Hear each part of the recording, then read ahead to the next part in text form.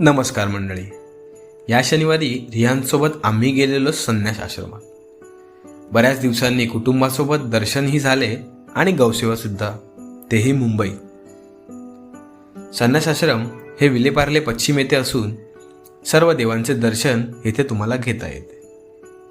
आश्रमाची स्वतःची गोशाळासुद्धा आहे. तुमच्या इच्छेप्रमाणे तेथे जाऊन तुम्ही गौसेवा करू शकता.